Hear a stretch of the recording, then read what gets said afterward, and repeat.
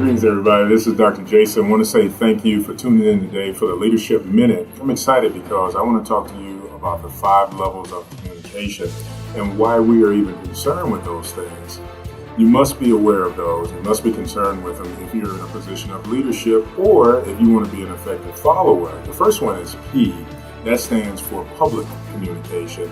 That's anytime you have any sort of public discourse, town hall meetings, different things of that nature, where you have an opportunity to engage the public, understand what their thoughts are, and really invite them into the conversation.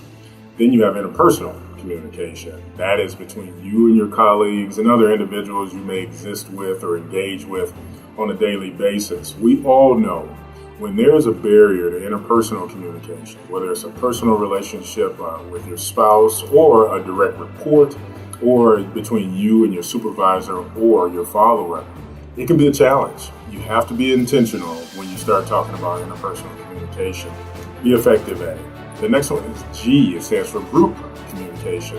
When you have a group communication taking place, you got a lot of different voices that lend themselves to the conversation. You have to be careful because when you have group discourse, a lot of things can come up, misunderstandings, things like that.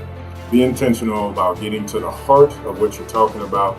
Be intentional about including everyone in the conversation as well. And then you have M for mass communication.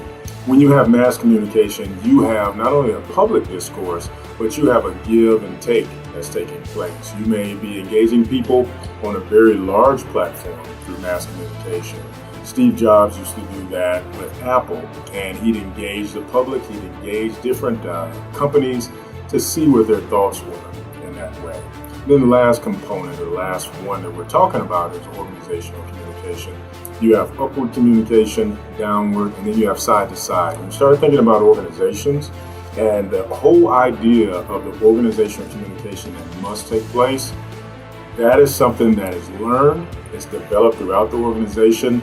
But again, you must be intentional with it.